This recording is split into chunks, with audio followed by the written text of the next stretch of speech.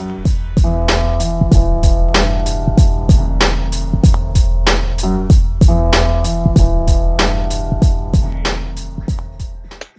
start this morning. It's another Friday, and it's time for our webinar, The Survival of the Fittest. It's 8 o'clock in the morning in Sweden, but I know it's totally different times. Well, all around the world, that's the way we do it. So, but we have summertime, and that for that reason, it's 11:30 in India. We always talk about what time it is in India. It's lunchtime, but now since we changed the clock last week, it's 11:30, so it's before lunch there. If you're joining in from India, okay, it's a good. It will be a good show today. It will be all about security, yeah, and that's very, of course, very important, and especially when it comes to digital stuff and digital cash. How does it work? Can we rely on it, and things like that? We will talk about this with our lovely panelists. Let's start with Joachim. Good morning to you. Good morning, Johan. Good morning. It's April's 1st of April, April's Fool's Day. Is that a big? Is that a big? Why I think everything we say in this webinar could be all a lie. It can be all a joke, but we'll at least 5 things I'll say will be completely wrong. Okay, so you know that in advance. Well, I ask you to spot it, Johan. Okay, that will be a question for today. Spot the five things that aren't right. That's a good opening. Good morning to you. And then we have, of course, Magnus Lagesson, CPO, Crunchfish Digital Cash. Good morning. Good morning, Johan. How are you today? Great. Cool. Great. It's just not okay. It's great. Yeah, it's always great. It's Friday. Okay, you don't want to work. You're just looking for the weekend. That's what keeps you alive. That's the message? Yeah, this Friday. Okay, this Friday at least. Okay. Yeah. Good morning to you. And then we have all the way from Singapore, Chiangkai Er, CTO of V-Key. Good morning. Good morning. Yes, but it's not morning to you. What time is it in Singapore? It's 2 o'clock in the afternoon. 2 o'clock in the afternoon. Okay, good to have you with us. So is April's Fool's Day, is that a big thing in Singapore? Well, not really, but some people do crack April Fool's jokes. Have you? Can you give us the best April's Fool's Day joke from Singapore this morning? Well, nothing I can think of specific to Singapore. Not yet. I haven't heard anything yet. Yeah. Okay, we will see if you can spot Joachim's five lies then. Okay, yeah. Good to have you with us, because V-Key is important when it comes to digital cash and the solution. You have the collaboration since some time ago, and you will tell us all about that. But just give us some things about yourself, Chiangkai. What are you doing at V-Key? Sure. So I'm Chiangkai. I'm also called CK. In short, CK. I'm the CTO of V-Key. So maybe just a quick pitch about what we do. So we put the smart card virtualized into mobile apps so that you can enjoy the strong security of a smart card without the need for any additional hardware. Okay, so later on we'll be talking about VOS and so on, and that's our patented virtual secure element technology. So I'm very happy to share that. Great, and I realized you are born and raised in Singapore, aren't you? Yeah, that's right. Yeah, but you went to university was it in Boston? Yeah, I went to MIT. MIT. Yeah. Oh, you're the clever ones. Okay, I understand. The others, they went to Högskola Halmstad or something. Linköping, no. One. Linköping. Okay. I know, Magnus, where did you go? Magnus, we have to boost where we went to. Luleå. And Johan in Lund, of course. So it all starts with an L in Sweden. Yeah, exactly. But so you won't be the presenter today. A lovely view. Is that a live camera, or is it just a photo you use? It's just a photo because the timing is not right. But it's actually a photo of Marina Bay. Yeah, so you see the Marina Bay sands and also the Singapore Flyer in the background. Oh, great. Yeah, we have three old men with Charles Darwin, and then we have a lovely view of the bay in Singapore then. Great. You won't be the presenter give the presentation today, so you just you just lean back and listen to Joachim. He will talk all about digital cash, and you who are joining in, looking at this webinar, you can add your questions in the chat forum. So use that to ask your questions, and we will be glad to try to solve all the questions. And if you find the 1st of April Fool's Day lies, please join in. So let's have a go and listen to Joachim all about digital cash security, and we will all come back with the questions and discussions afterwards. Are you ready, Joachim? I think so. I think so. Great. Go for it. That was the first lie, Johan. Now it's only 4 left. Let's go. All right. The agenda of today, a little bit of an intro on various sort of payment rails, just to put things in perspective. And then the main topic is sort of looking at security from the standpoint of double spending, because that's the key problem to solve. And the way you really want to solve it, because you're trying to solve double spending because of offline payment, and you really need to solve double spending, prevent it offline. It's very little use actually if you just solve it online, because then you can't really do offline payments, to be honest. And then about augmenting payments, just to wrap it up at the end. But the main section is really on the security, how you would prevent sort of double spending. But let's talk about some payment rails. Well, from the beginning, hundreds of years ago, it's been cash. In most countries, I think probably all, the only one who can issue cash is the central bank.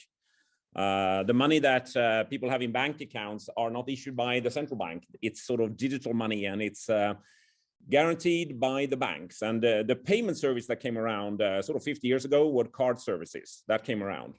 10, 15 years ago, these two came around as well. Crypto, and then instant payment, real-time payments, where you sort of settle in real time between accounts. These are, I would say, the main payment rails of today. If we start looking at them, there are two of them are account-based. It's a card. You have your money on you associate your card, which is an identity of you on a card, to an account, and that is what is being debited. Likewise, if you set up for an instant payment service, you move money from your account to another person's account. So very much account-based schemes. Then there are token-based schemes, and cash is certainly a token. You have a banknote with a serial number and everything. It's sort of very much a physical token, but they could be digital tokens as well. And the crypto world is it's sort of all about a digital token. I've been talking about red pill, blue pill in the past, if people have been sort of tracking us. And this is very much the split, that you can either sort of build sort of digital payment scheme, sort of blue pill, token based, or sort of red pill, sort of account based. But I won't go into that too much today. As I started saying, these are the institutions that backs the basically the money. Cash is backed by the central bank. They are issuing it, and they are, the ones that you have a claim on. If you have a banknote, you have a claim on the central bank. If you have the money in the bank, you have a claim on the bank, and then you could either pay with cards or instant schemes.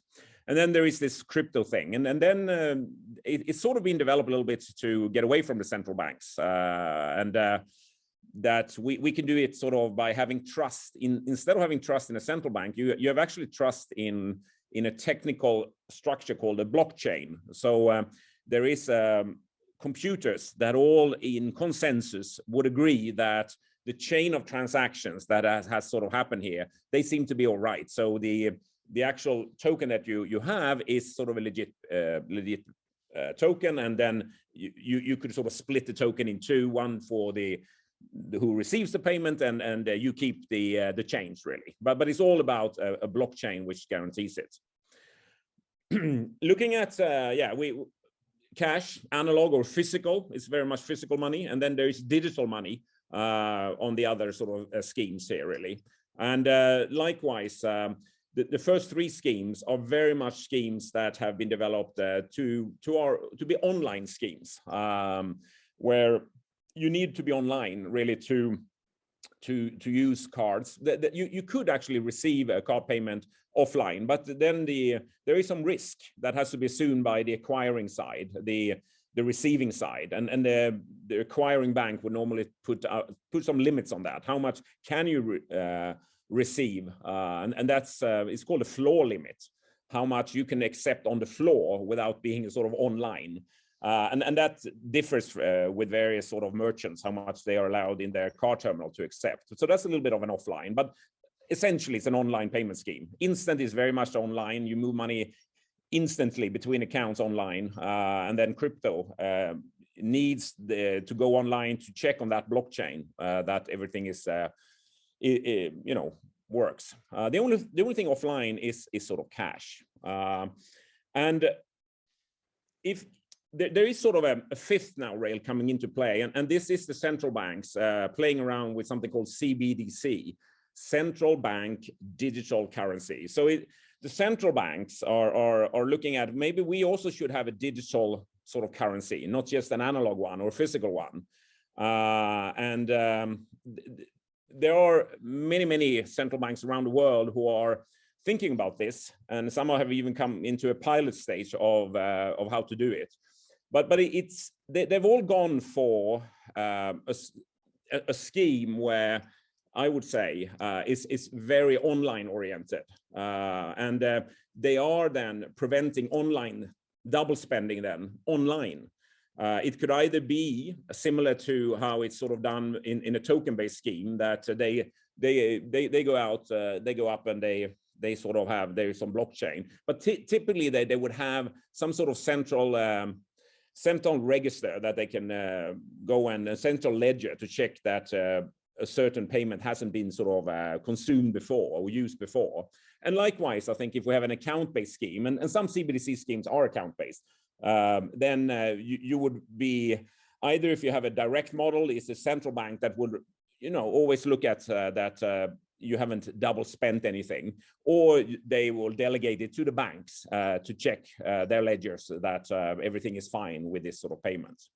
But if you implement CBDC this way, you are not delivering on all the properties that cash stands for. You're sort of certainly lacking offline, and that creates a problem that sometimes the system doesn't work, because online systems, they tend to go down once in a while. It could be in the back end, but it could also be that the network connectivity is not there. There is many people who struggle then to deliver privacy. With cash, you can be private, but online schemes tend to take away a lot of the privacy. The banks would know what you do all the time.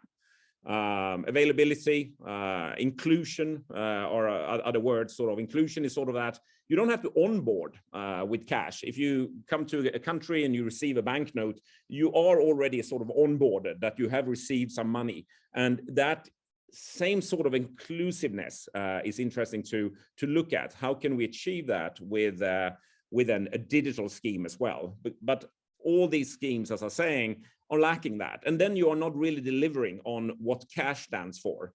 And in a market like Sweden, where I come from, we are probably the least, we have least cash in the world in circulation. Probably 20% of our stores don't accept cash anymore in Sweden. And if we look in general in stores, it's probably less than 1 in 10 transaction is actually made by cash. So cash is actually disappearing soon. Is that a lie? Is that one of the full state lies? No, that we're still on the truth. It's just that if I'm was ready or not. It was just that one. But thanks for checking. So I believe that this is what I'll be talking about, and the foundation of where we're coming from is the Crunchfish Digital Cash, how we go about digital cash. And we have been very much focused from the beginning, from the offline part. And that's why we have cracked a lot of these sort of problems that are necessary to crack if you're really going to deliver the properties of cash in a digital form. Digital cash, the way we see it, is always about these 3 steps. It's that you make a reservation from, if we're looking at in an account-based system or in a token-based system, but you sort of reserve out money. You can reserve it out from a blockchain if it's sort of more of a token-based system, or you reserve it out from an account. But there is a reservation first. You need to have that securely, so you make the second step, a pay step. This is the step where the payer and the receiver, the payee, are in agreement that there has been some exchange of value. And then the third step is the settlement step. And this is where you go back to where the money actually sits, because as I said, it's just a reservation. So you take out money from that reservation and you pay to the account of the receiving part. But digital cash, the way we built it, is always about these 3 steps: pay, reserve, pay, and settle. So the main topic, preventing double spending offline. And I'll talk about this from the perspective of the bearer instrument. This is sort of where what the payer is having in their hands in order to make payments. Then I'll talk about what we think is the secret source of all this, is the digital cash messages. And then there is still sort of a back-end control of the whole thing, which comes into play also. And I'll talk about that. And now 1, 2, 3, as I had, reserve, pay, and settle, it fits quite well that the reservation part, step 1, very much is the connection between the backend when you reserve money, and that you have an ability to manage that securely in a bearer instrument. So it's a very much part of that. You can also, in the pay step, then you are taking money from that bearer instrument and you're paying to someone, and you do that via these digital cash messages. So the digital cash message part, the second part of my presentation, will be very much about the pay step. And then the settlement, that's about back-end control, really. You can check things when you are settling. And there's also an element of back-end control when you do your reservations, because that's also coming from the back-end. But yeah, that's the structure of this middle part here in my presentation. I've had this a few times in before, but just for background, for people who are joining, is that if we're looking at it from the perspective of the payer, that reservation could either be to an account structure online, which could sit with the issuing bank. So there is your transactional bank accounts with the bank, but they could create a mirrored account structure, and they can make reservations there. And we call that digital cash online. If you have that, you could actually then pay without the core banking system being operational. That's the benefit for having the digital cash online. At the bottom left corner, there is digital cash offline. So you can reserve further and have money available to you offline. And that is what you can have on a mobile app, or this could be on a card or a wearable, really. Then you could sort of have it in these sort of places. You have digital cash offline. And if you have that, you could pay offline without access to the network. You don't need connectivity. You can still pay. And what is at play here? As I said, we're talking about reservations here. And then these reservations are essentially sort of exchanges. There is you can top up or you can top down as well, do exchanges really. At the top, there is the core banking system with your transactional accounts. And you can top up a digital cash online balance. As you remember, it's still sitting at in the back end. So this is that mirror account structure at the digital cash issuer. That's sort of one exchange.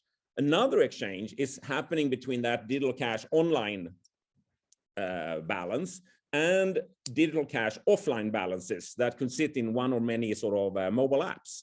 And this is sort of managed securely on smartphones. And this is why I think we have Chiangkai part of this webinar here, because it's very much their secure environment that enables us on mobile phones to have this secure environment. A third level of exchange is to exchange from the mobile phone with smart chips. And this can also happen completely offline. And here we're talking about interactions with cards, wearables, or feature phones as other examples of bearer instruments. But it's the whole chain here of exchanges here that you can top up or top down between balances here. This is what Chiangkai is really an expert on, is how they are able to, within the red area here, this is sort of a secure environment, a secure vault within a mobile app, or a mobile phone, really, I should say, a mobile phone. They create a secure environment where other parties like ourselves can write trusted applications that then are safe. Because a mobile phone's operating system is very hackable. It's not hard to hack a mobile phone. So you need something of increasing that level of security in order to be able to keep a balance that we have here, an offline balance, and cryptographic keys, transaction logs. These are the things that we manage within our digital cash offline trusted application. But it's all happening within the sort of their isolation here. And I'm sure, please ask questions to Chiangkai. He's really an expert on this, and I'll come back a little bit more to it, but this is really the territory of Chiangkai. So for bearer instrument, if I sum up the first part here, digital cash security in an offline mode, what are we doing here? Well, you need to create a tamper-resistant environment. That can be done on the mobile phone with this comes out of the box using the V-Key structure called app protection. That provides a lot of protection here for the application that we are sort of running here. We have also collaboration with a company who uses AI, artificial intelligence, to detect, even offline, fraud on the mobile phone. We announced about a month ago something we call a logical lock. It's a patent pending idea, and this prevents cloning within the same device. So if it's all software on the device, so if you're able to clone, say if you have a balance that you can spend, and you can clone and have another instance, then you can essentially sort of double your money. But we have created a logical lock that even if you do that, you're allowed to do it, but if you do it, then your original instance won't work anymore. And this protects for these things that could happen with mobile phones. On Androids, they're talking about rooting, and on iOS phones, it's sort of jailbreaking. So we are sort of having some level of protecting the effects of that, at least. Then you can also do cloning to other devices. So you move the whole instance to another device. But this is where V-Key is also very strong. They do something called device fingerprinting. That comes out of the box as well, that we have with us, thanks to using the VOS secure environment. And I'm sure Chiangkai can answer questions on that as well. Every time you touch the secure environment, every time you want to do an operations with our digital cash offline trusted application, you can have additional factor authorization using PIN or a biometric in order to touch it, really. But essentially what we do is to prevent against unauthorized use. The most important is that you're not allowed to spend more than you have in reservation. So every time if you have a reservation of 100 and you spend 30, then we deduct securely in that trusted application of ours. So you just have 70 to spend. So there is a protection against sort of overdraft happening in your on your device. There is always this protection of in the backend as well, because if you have reserved 100 down to your phone, that 100 cannot be touched by any other mean than the mobile phone itself. So you can't sort of move that money that you have reserved for offline use. That's sort of it's on hold. It's reserved. So it's protected in the backend, but there is always a protection against overdrafts as well in the in sort of the bearer device itself. And then you can have various risk limits. In India, the central bank has introduced a new regulatory framework for offline payments, and that framework says that any transaction can't be higher than 200 rupees, and the aggregate is 2,000. That could obviously be changed, but these risk limits needs to be adhered to. But this risk limit could be individual. This could be, if the regulator sets the frame for it, maybe the bank would give even stricter requirements for certain users. Maybe there is even stricter because you have jailbroken your phone, or you have a jailbroken phone, and maybe you are allowed to do less things simply because it's a jailbroken phone that you're operating from. All right, second area, it's the pay step. And now it's all about signing out a transaction from this environment on the mobile phone, or possibly actually online. Because as you remember, you can have digital cash online, then you just log into your digital cash online account with your credentials, just like when you start your app, then you're talking to the back end if you're online. If you're offline, then you just access the secure environment provided by the secure environment of VOS from V-Key, where we have our digital cash offline trusted application running. But the connection to the receiver with our digital cash messages is extremely interesting, I think, as the way we've done it. And you have sort of onboarded customers here at the top, and what connects them to, well, they can certainly pay to other onboarded customers, but they can also talk or connect and pay to not yet onboarded, or you can even say unbanked sort of customers, or unbanked people, I should say. So this is great for financial inclusion, because all you need is some sort of digital handle, some digital identity, and that could be your WhatsApp account, or I have here, could be Google Mail or Gmail, an Insta account or Messenger, Snapchat, whatever. You just have to have that, because all you're getting is actually a message, and that message contains a signed sort of transaction.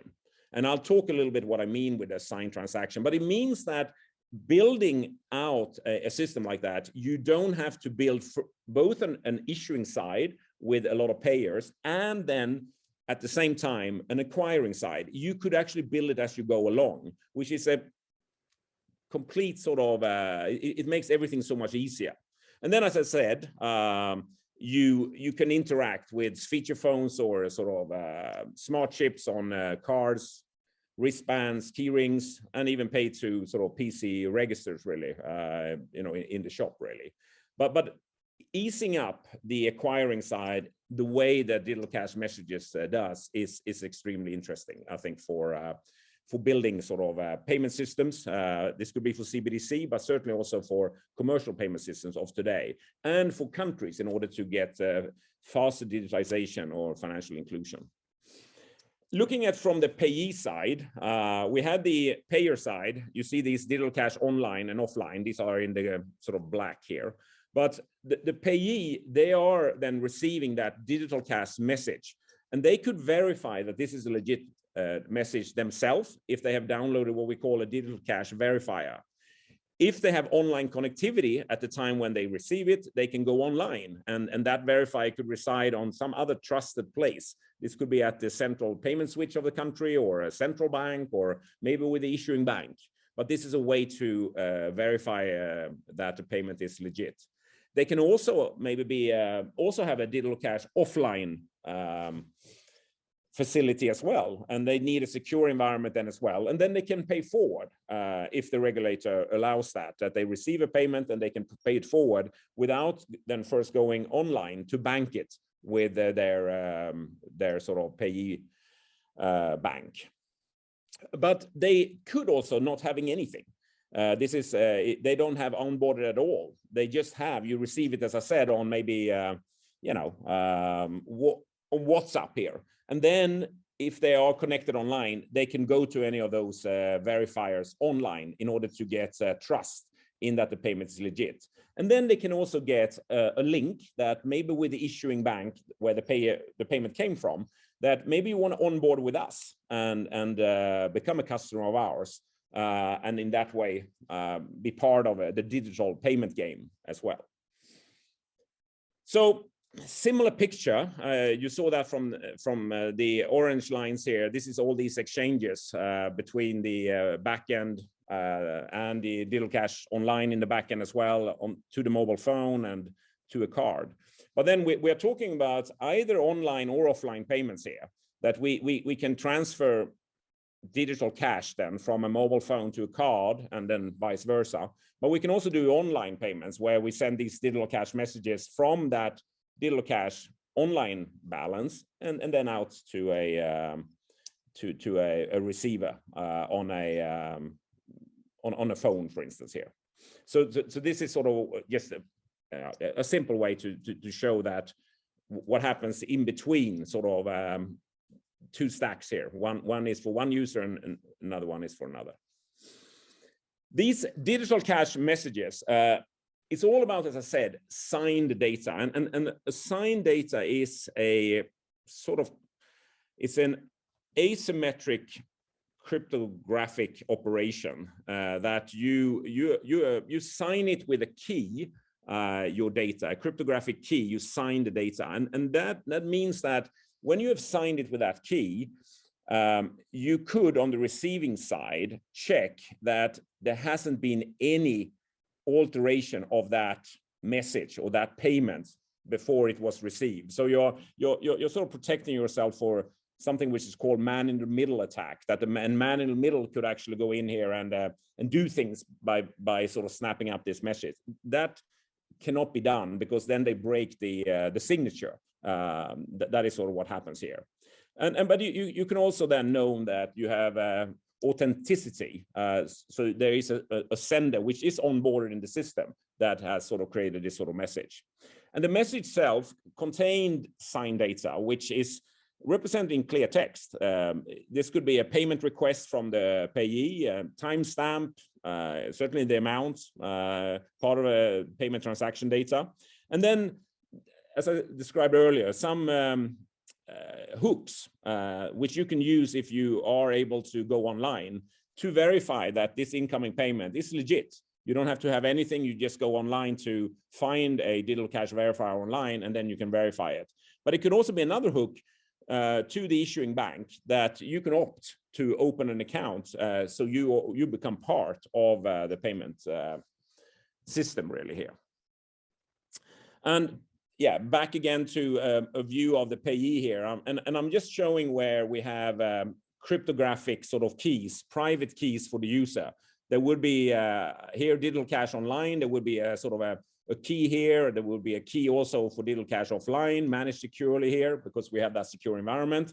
And then there are various certificates used in the system here, which are the counterparty really of this asymmetric public key infrastructure cryptographic scheme that we're using, that you sign things with a private key, and then you could, with these certificates, trust that these are legit payments. All these certificates are sort of all having a root certificates within it. And then there are various other levels of certificates here for this system to work that we have sort of designed and come up with. So if I look at the pay step here, digital cash messages is the core thing. We can protect for what is called, one problem here is transaction replay. What happens? Can't you just you do a transaction and then you do it again? How do you protect for that? Well, there are various ways. First of all, there is always a designated payee with each payment. So a transaction is designated to a certain sort of receiver. There is a timestamp, so you can see that this is actually, just on the timestamp, that this is sort of a right time. And this is things that can be checked by the payee, the receiver of the payment. If this is a little bit more digital, there could be a digital request ID created for just this transaction right now. And you need obviously then to match that request ID with your payment. So that's another way then to protect against this sort of transaction replay attacks that could happen here. So that's sort of one level of protection here. We have with the signatures, these payment authenticity, as I talked about, payment integrity is sort of what you can't change anything in the message. We can have payer confidentiality, that the payer is sort of just identified with some sort of alias. The payment encryption is happening by the channel itself. If this is sort of goes over ultrasound or Bluetooth or whatever or NFC, however you send it, that is what puts on some encryption on this sort of payments.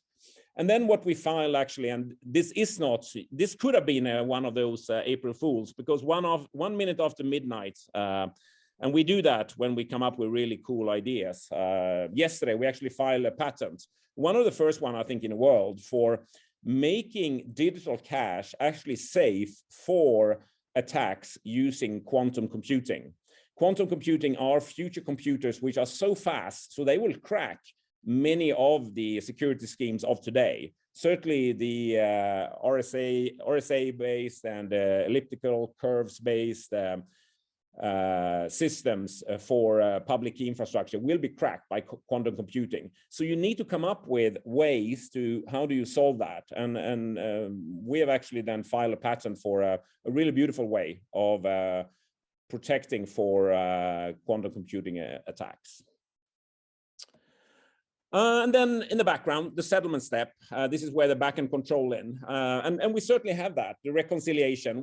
This is sort of what other systems are having. And I would say that's the thing they have. They prevent for double spending online. They could check that that there hasn't been any double spending, and they check either the blockchain if this is a crypto-based scheme, or they have some sort of ledger that they check against. But that's sort of what they deliver on. Not having anything what I've described in the sort of step 1 and step 2. But this, you can also then identify so that there are legit payers here, that they are the right ones. And you can also stop payers if in the reconciliation here step. We can restore things, because if you remember, we haven't moved anything down to the mobile phones. We've just reserved money. And that means that we can also free up reserved cash to the user again, in case maybe you lose your phone. So we haven't moved a token down to the phone, and then if you lose the phone, that's gone. It's just a reservation. And with some clever sort of timestamps here, we can restore that we can make sure that this hasn't ever been consumed, and then you get your money back, basically. We have some clever back-end sort of checks as well with, this is delivered by one of our partners that can do fraud detection, looking at your behavioral. They have a lot of markers that knows how you're behaving, and they can warn for some then behavior which doesn't look like it's you. It might just be a robot or something trying to access your account. And because we're PKI based, we can revoke certificates, so we can limit a fraudulent user by that. Next time they go online, we could sort of put other risk limits, or even completely cancel that users. And there's always a time limit on these certificates, so you can't sort of just forever be offline and do payments, because then your facility, your digital cash offline facility will cease to exist. Thanks to that, we have the system with certificate expiration. So last bit, just to wrap it up, augmenting payments. That's the way we see Crunchfish, that we're all about that. We haven't created a new payment service. We could have been a new PayPal today, go out in the market, a PayPal that also works offline. We certainly could do that. You take out money just like PayPal does, and then you transfer money, and then you can sort of settle it back. But we decided instead to augment any payment service in the world, really, by these sort of schemes that we have. And we can have it then with this digital cash online, sitting in the back end. And I've been talking all about these digital cash messages, which is what is called a layer 2 type of overlay to the underlying payment service. And we can have that from either online or offline, as I've been describing. But there is also another way that we also could use it natively, not changing any of the security protocols at all. And then it's called like a layer 1 solution. I haven't really touched that in this presentation, because I think the new things about our digital cash security is all about these messages that is sort of using these PKI-based security protocols. But it's all about augmenting existing payment services, adding desirable features that these underlying payment services do not actually have themselves. Looking at a little bit from the world of to the left, this is sort of how system looks today, that there is a core banking system in a bank, and they could attach that one or many payment services. You can have a card service, you can have a instant payment service, and yeah, other sort of buy now, pay later service or whatever. This is what a bank can offer. You could also do like a PayPal here to offer a system which resides outside the bank as a new wallet. You take out money in a wallet and you offer a wallet service where you have topped up that wallet using various sort of services, sort of that you move money into the wallet and then you use it. And some of these services have prepaid cards as well. That's sort of how the system looks today that you see on the left. What Crunchfish does, coming in here on the right, is that first of all, we can isolate the core banking system with that mirrored account structure, Digital Cash Online, which is in between then the payment service and the core banking system. And that creates a lot of robustness, load balancing for the core banking system. But then what we build is that stack of reservations down to a mobile phone, Digital Cash offline, and then we can have that exchange also with Digital Cash on non-mobile devices as well. This is how we augment, how we improve on any sort of payment system in the world by offering this structure. And this could be, for instance, for CBDC. This is exactly, I think, how a CBDC structure should be set up, augmented in this way. So last slide, back to what I had, that what we are able to offer with our digital cash is a way then to prevent double spending, but doing it offline instead, not just preventing double spending online. And we are then providing a facility for offline.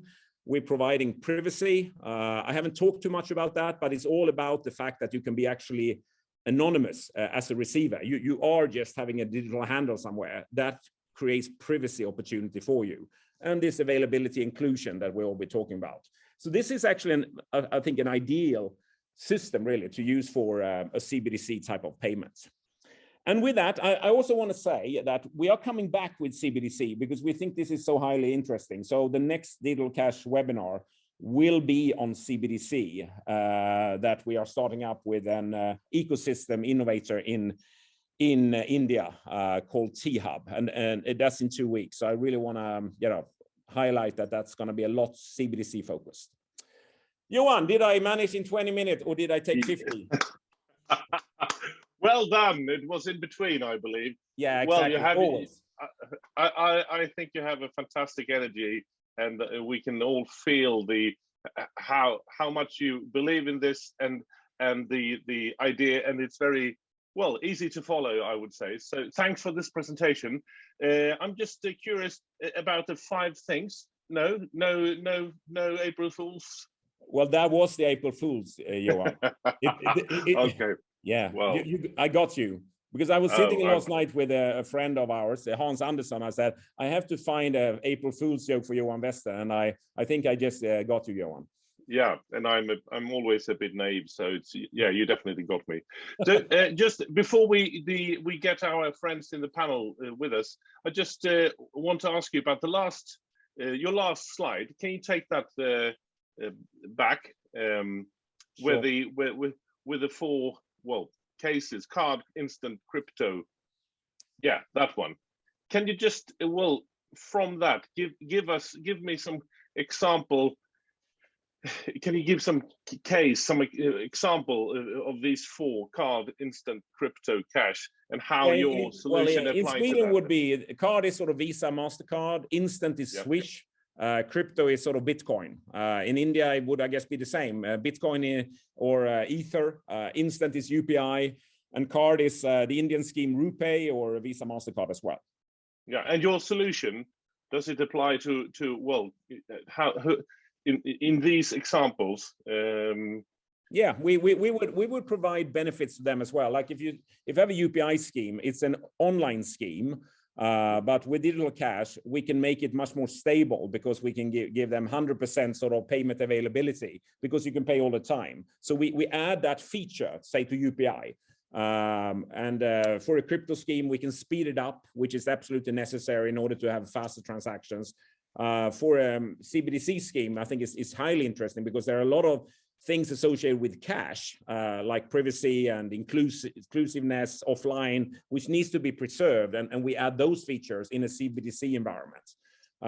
Cards, they tend to be that you pay to sort of card terminals, and you really want to have the card networks to go wider than that, and then we could add digital cash onto the same cards. Really, we can have digital cash services as well. So we add different features to different schemes. So digital cash is a way to augment any type of payment scheme in the world, really, for better payment services. Great, thank you. Let's join in with the welcome on board again, our panelists, and of course, if you are watching this, please ask your questions in the chat forum. I will be glad to pass them on. So, welcome back. Was it CK? Hi, Yeah, CK and Magnus. Just starting with you, CK. If you listening to Joachim, what are your reflections? Well, I would say it's a very innovative use of the VOS virtual secure element technology, and I'm really happy to work with partners like Crunchfish to be able to achieve much more than what we can achieve by V-Key ourselves, to fully make use of our VOS technology, for this case, to implement digital cash offline. I think that is a very innovative implementation. Yeah. So and you are, well, since you are your partner, you're not directly from Crunchfish, and you see different, well, what people are doing in different parts of the world. You say it's innovative. How innovative is it if you compare to others? The most innovative part, I would say, is to fully make use of VOS to achieve the integrity and non-tampering of offline digital cash. And I'm really happy that Crunchfish has managed to file a patent for that, making use of the capabilities of VOS. And yeah, I'm really happy with that innovation that Crunchfish has managed to come up with. Can you mentioned a vault, Joachim, your solution? Can you just, and he had this slide where he said, "Oh, you can ask CK about all of this." Give your words. Can you just tell us what you are contributing with in this solution? Okay, so is that a question for me? Yes, for you. So just what V-Key, what you are, Sure. your solution. Yeah, so as you can see in this diagram, right, it's about isolation. Okay, so you can see that there is this VOS isolation from the underlying operating system at the bottom, as well as isolation from the app itself that you see on the right-hand side. So you may ask, so why is it isolated when it's actually part of the app? So that's where our virtual secure element secret sauce comes in. So our VOS app protection, which is depending on the VOS isolation, is like runtime application self-protection, RASP, that many people know, but running that on steroids. Okay, so typical RASP can be quite easily reverse engineered and bypassed. But if the threat response code is actually running in an isolated environment like the virtual secure element VOS, it'll be much harder to see what it's doing, and so much harder for someone to be able to bypass those protections. And besides providing isolation for threat response logic, the other key thing that VOS protects is the crypto logic. And just now Joachim was talking a lot about how we are making use of public key crypto to implement this digital cash. And that's really very critical for something like digital cash or any kind of payment technology. And that is why you have the chip technology being used in credit cards to protect the keys in your credit card payment, right? So by running Crunchfish's patent pending logical lock logic within our VOS, you can then be assured of the security of that logic. And that's why the digital cash offline can then be trusted. And your solutions, they well, in operating system, well, manufacturers like Apple and Google, do they allow you to run the VOS in their systems? Yeah, of course, because we don't really modify the underlying OS at all. There's actually no modification. In fact, you can think of it as just like any typical software component or SDK. They're running inside the payment app. Okay, so there is no modification beyond the payment app itself. So when a user installs the payment app, VOS and digital cash will already be part of it. There's no need for the user to install anything else. And so, okay, so another way to think of it is that if the user has multiple payment apps that have both VOS and digital cash inside, then each app will have its own copy of VOS, and they don't interact with each other unless the apps somehow want to do so. So that is a different story. But basically, there is no modification of the underlying OS. It's just part of the app, just a little smart card, virtual version of a smart card running inside the app. And so that's why there isn't really anything that Google or Apple will be against, because it doesn't really affect them at all. Okay. Can you just tell me give a description about the device fingerprinting? Yeah, okay. That's a very interesting topic. So device fingerprinting is making use of a combination of hardware and software attributes of a device, and then deriving a unique identifier for the device. That's why it's called a fingerprint. So this identifier is then used as part of the cryptographic key derivation scheme that we use for encrypting data in a VOS trusted storage, which the digital cash system is making use of to store your digital cash balance and your transaction logs and so on. So that storage is really important for digital cash and many other systems that make use of VOS. So the main purpose of this scheme is actually to bind this storage to the device.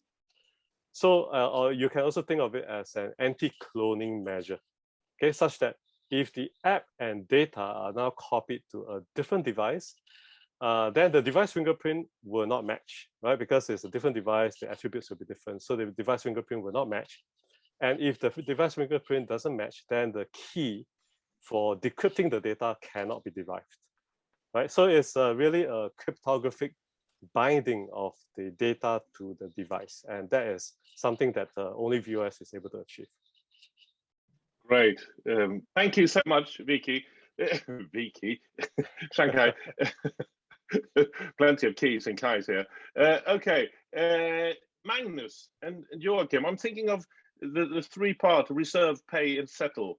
When it comes to security, are they on the same level, or is one part more crucial, more weaker than the other, or are they? Could I really? Well, is that a good question? That's a good start. As a start, Magnus, can I say that these three steps? Oh, that was a tricky one, I would say. No, but I mean, you have to rely on the full chain from A to Z, and it has to be secured all the way. There are possibilities like when you kind of create the payment request, you could do a lot of things in clear text and not do it. But when you start to initiate a payment and the payment is about to be executed, there has to be, the completeness of the chain and full security, and that's what we can accomplish even offline then.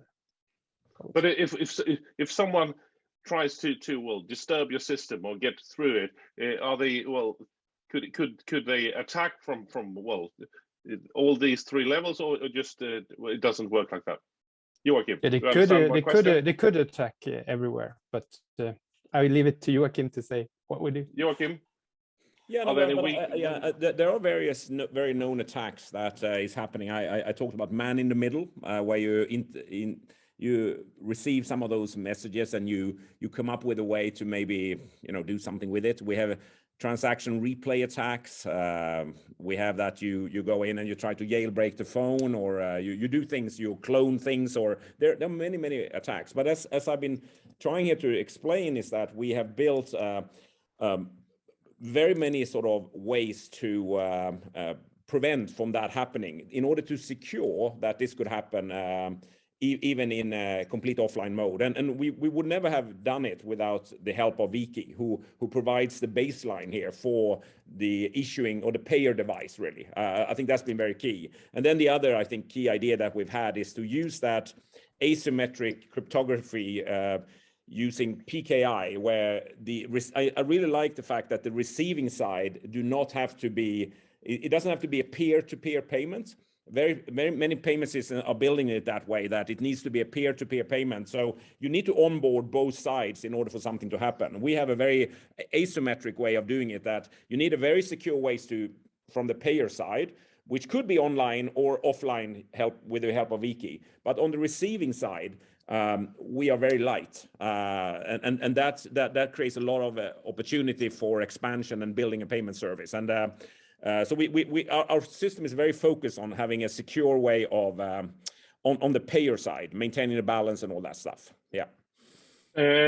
Well, time is running, and we have just 5 minutes left. I have so many questions, so but I will start by reading from the chat. A very informative presentation. For Ram Rastogi is writing, and also Digital Cash would redefine payments in coming days. Crunchfish will lead the pack. That's some kind of response here from the chat forum. So finally, if you have any questions, please write them now, because will be, well, the last thing we do, a question if you have. So just let's dive finally from a consumer perspective. We talk about the offline mode, and that's the important part of this solution. So just tell me, well, what happens if I lose my mobile? Is my money lost? You talk about, well, double spending. Just some words about, from my perspective as a consumer, is my money lost if I lose my mobile? Joachim? Nope. No, well, as I said in my presentation, there is a reservation. So the money still sits securely in the backend at the bank. That's where the money is. And we just have a representation of that money. We have a balance of that money. But so if you haven't spent it, you lose your phone, and no one else can get into really your phone and sign off a transaction here, really. Then you can recover that money. That's not a problem. It's similar to when you go to a hotel. You know, when you check in a hotel, they take your credit card credentials, really, and they reserve some money for you. But after you've left the hotel, when you're not running around and making payments there anymore, you know, in bars or mini bars or whatever you do, then that money will be freed up again for you to use. It's a very similar way that we are doing it here, but in a more, you know, grand scale here. That's what's happening here. Is this the April Fool's Day about the hotel? No, I still have that joke that find 5 things, Johan, and you're still looking. No, yes, I'm still looking, because I'm thinking very critical of whatever you think you say. Okay, just the final 2 minutes here. Let's go back to Singapore. Chiangkai, CK, tell me, what is if you are on the bad side here and you will attack a system like this, where do you think are the weakest links? Where do you need to strengthen? Because, well, nowadays we're looking out in the world and we realize there are people who really want to damage each other. So if you have to strengthen the system, where would you start? Well, I would say double spending is definitely one thing that people are looking at. And I think with the combination of Crunchfish and V-Key technology, it has solved that beautifully. Of course, there will be concerns around someone doing reverse engineering and try to using the knowledge to try to hack into the system, and even automatically be able to retrieve someone else's wallet and be able to spend that.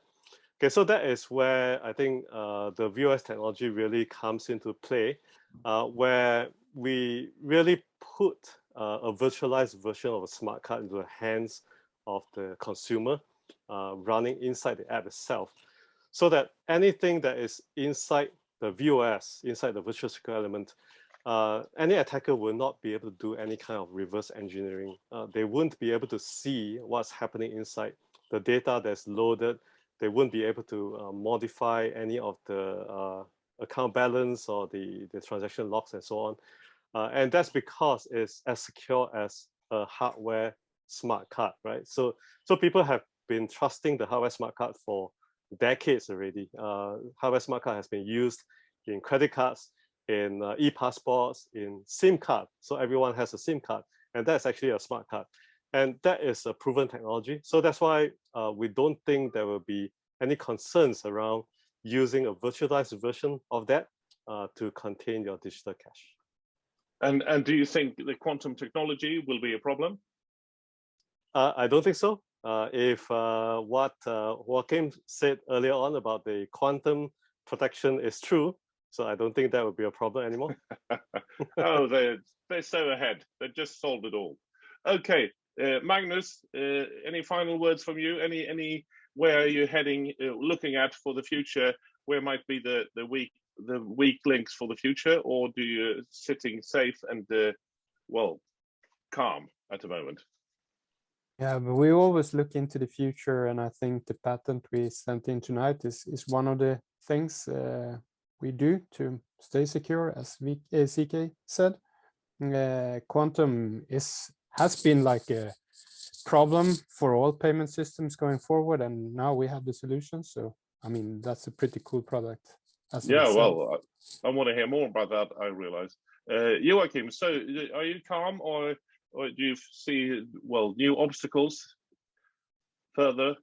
No, I think we have the solution. I think what excites us is to start the whole journey of rolling it out in the world. And I think it will start in India, and then with V-Key's help, go for Southeast Asia, and then after that to the rest of the world. Really, it's going to be an exciting journey. With I think this is I think Crunchfish is setting one of the biggest innovations for a long time.